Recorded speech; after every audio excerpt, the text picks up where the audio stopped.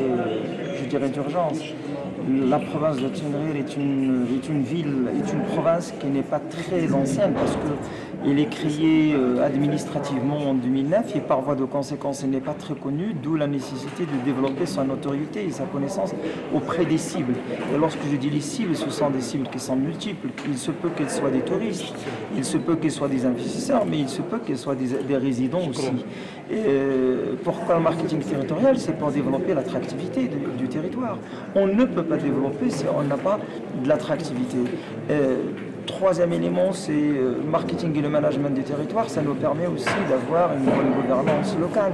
Et lorsque je dis bonne gouvernance locale, je peux parler au moins d'un des piliers fondamentaux, c'est celui de la coordination.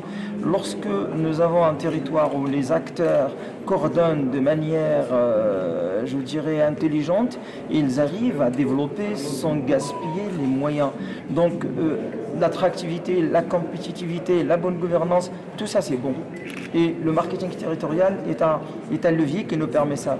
Mais je n'oublie jamais que même la bonne gouvernance, même l'attractivité territoriale, même l'image positive des territoires, ce ne sont pas des objectifs en soi, mais des tremplins pour aller vers un développement équitable, un développement intégré et un développement qui profite à tout le monde et non pas à des partis et pas d'autres. À ce sujet, quels sont les points forts de Tinrir sur lesquels on peut concentrer ou axer les actions de marketing? Tinrir, c'est un territoire unique.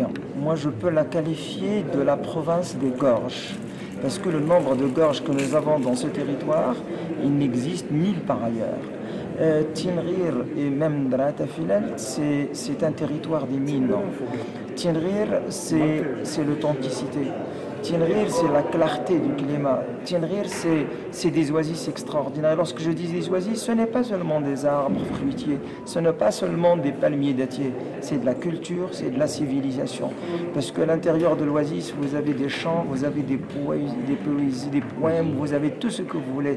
Et par voie de conséquence, tout ça fait de Tinrir un territoire unique qui pourrait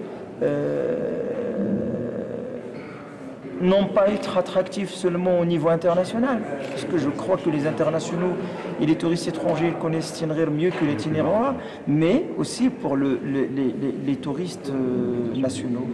Merci, je vous en prie.